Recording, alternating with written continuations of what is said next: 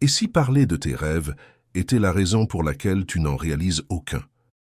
Cette histoire va changer ta façon de penser, pour toujours.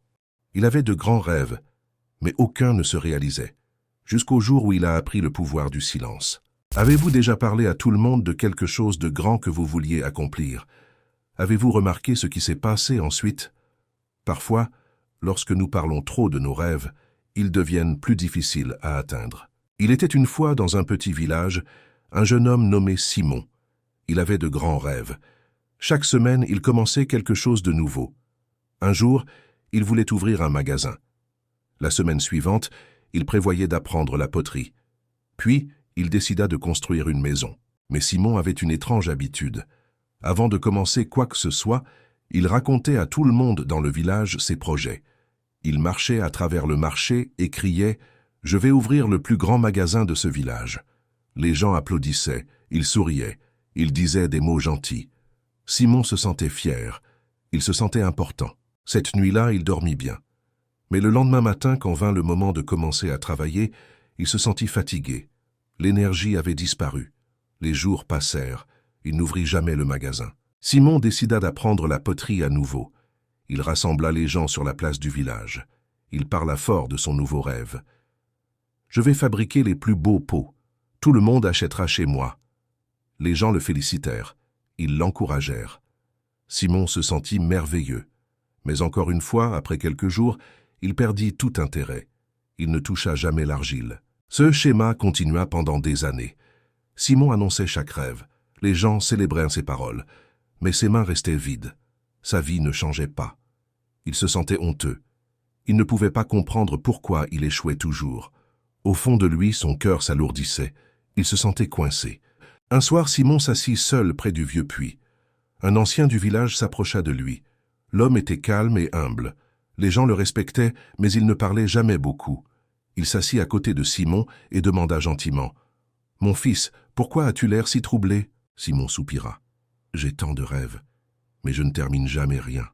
Je ne sais pas ce qui ne va pas chez moi. » L'ancien hocha lentement la tête.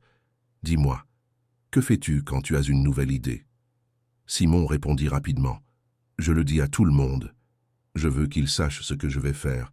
Je veux qu'il soit fier de moi. » L'ancien sourit doucement. « Viens avec moi demain matin.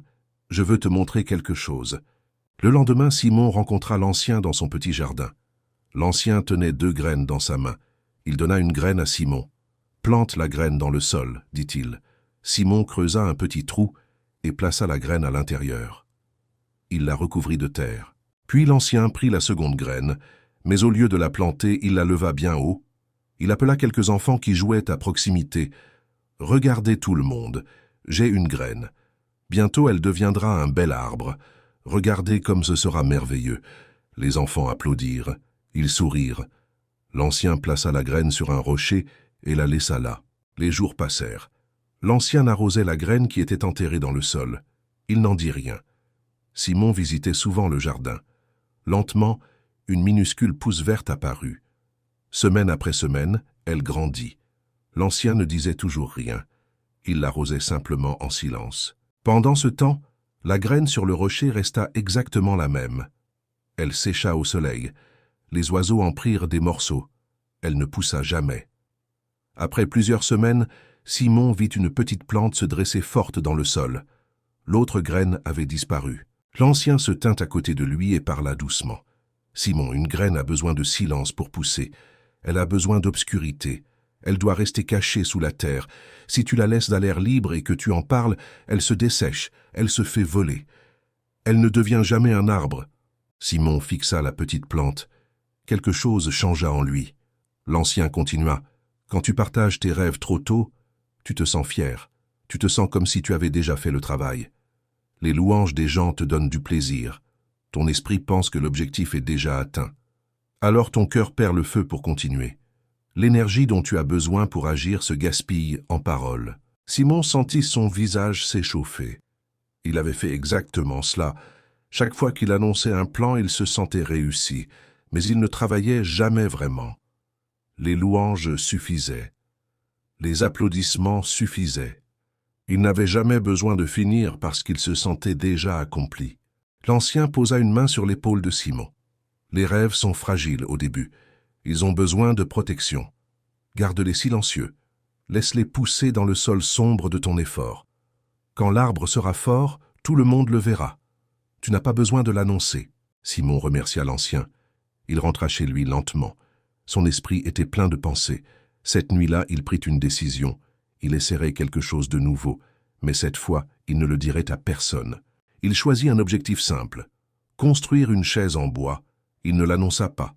Il ne rassembla pas les gens. Il commença simplement. Chaque soir, après son travail quotidien, il allait dans un coin tranquille et travaillait le bois. Certains jours, il se sentait excité. D'autres jours, il se sentait fatigué.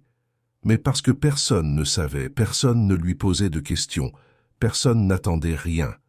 Il n'avait aucune pression. Il n'avait que ses mains et le bois. Les jours se transformèrent en semaines. La chaise commença à prendre forme. Simon fit des erreurs. Il les corrigea.